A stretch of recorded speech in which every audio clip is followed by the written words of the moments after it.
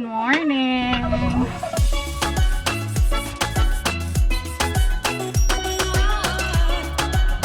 Andito na pala kami sa bukid, no? Pero kanina pa, nakapaghugas na ako, nakapaglinis na ako dito sa aming kusina. Pero ngayon pa lang ako nag-vlog dahil nakalimutan ko, uy. Holiday pa lang ngayon. Ngayon sana kami pupuntang munisipyo para i-process yung aming electricity. Holiday pala, Muslim holiday ngayon. So, pumunta kami dito. Maaga naman kami pumunta dito. Ngayon lang talaga ako nakapag-vlog. Nakapag-agahan na kami, pero nakalimutan ko rin talagang mag-vlog. Ang breakfast pala namin kanina, nilutuan kami ni mama ng pritong isda tsaka pritong manok. Inorganize ko na itong kusina namin ulit kasi yung lola ko hindi marunong mag-organize dito. Kahapon, nung namili kami ng mga materials para sa CR namin, sabi nila i-deliver nila ng afternoon, pero walang na-deliver, walang dumating. Kaya nagsiuwian kami kahapon. Ngayon, na-deliver na. Nandyan na sila sa may kubo dyan.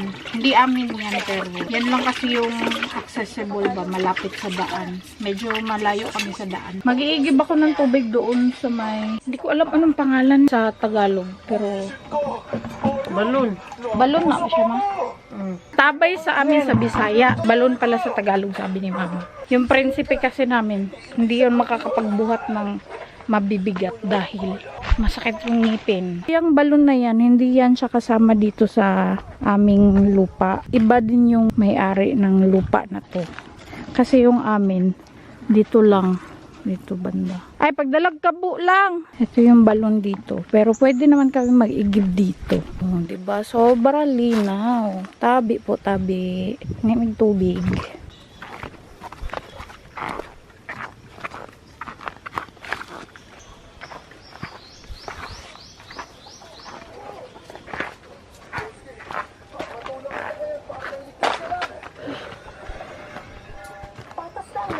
Magla-lunch na sila. Napit na sila matapos sa pagsusungkit ng mga niyog. Lunch time na. Today matatapos nila yan. So bali 2 days lang silang nagsusungkit. Hindi mo inisip? Tapos na ang lunch break at magtatrabaho kami ngayon. Since meron nang na-deliver na mga materyales kanina, kailangan na lang namin siya hakutin. Tutulong kami sa paghakot ng hollow blocks. Ito yung iba pang na-deliver. Ayan, 5 sakong semento. Ayun, 14 pieces na yero, yung 12 ang taas. Yan yung mga hollow blocks. Meron pa yung buhangin. Ayun din pala yung buhangin. Naghakot ng buhangin yung aking kapatid. Aroy, nakaykuha na pang pa muscles. Tutulong kami sa paghakot ng hollow blocks.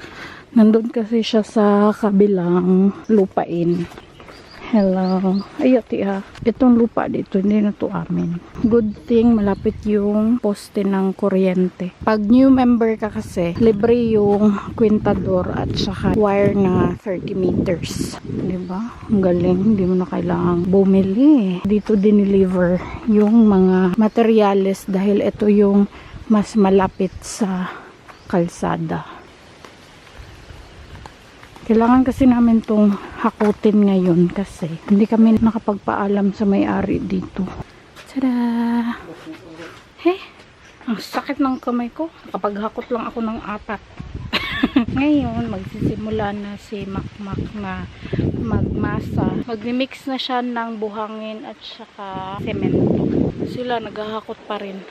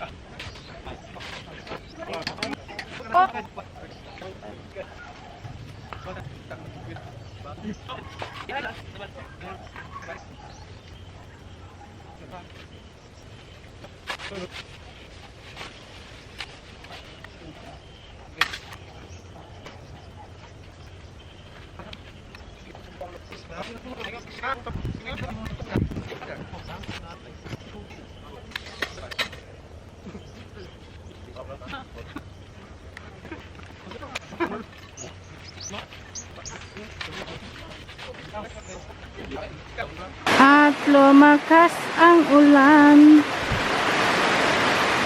Bumus man ang ulan eh. Umulan man talaga oy. Ayaw nilang tumigil. Basa talaga sila sa ulan.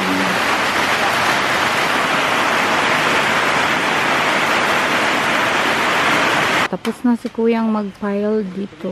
Pinahakot ko sa kanila yung natirang mga hollow blocks. Tapos na kasi magsungkit ng mga niyog. 3:26 pa naman ng hapon. 4 kami matapos dito. Andito din pala yung iba ko pang biniling materyales. Meron kami ditong mga pako. Tapos yung pipe na Volcasil at saka tire wire. Ito din. Meron din pala kaming saging dyan. 3 ganyan. Magandang hapon. Takwas, hindi yan doon. Oh, tabag hiyak doon. Di yun nagsabaha. Yung kapatid ko, nagluto siya ng hotdog. Meron naman kami stocks dyan na karne. Pretile, TVB. Magluluto pala ako ng french fries. Kanina pa pala kami dumating. Tapos na din kami mag-video call ni Nico. Nakalimutan ko talaga yung aking vlog lang. Ito nga, nakakalimutan yung vlog.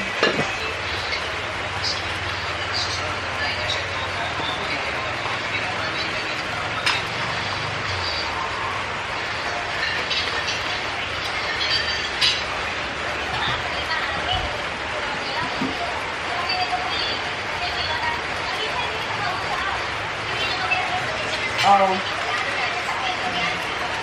Niluto ka muna.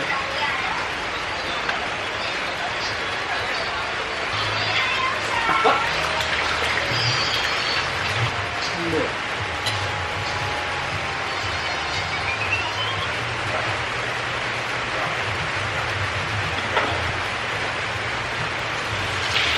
Hindi ko mahanap yung Tupperware na lagayan namin dati ng asukal. Yung kasi magandang shape kan ng french fries. So, ito na lang. Masarap kasi pag maraming cheese. Takpan ko na lang siya na pag ganito. Yung mga lagayan namin na ice cream, dinala ko na doon sa bukid. Ayan.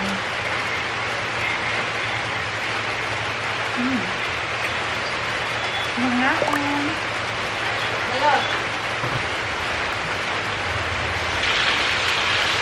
second batch. Maglagay tayo ng cheese.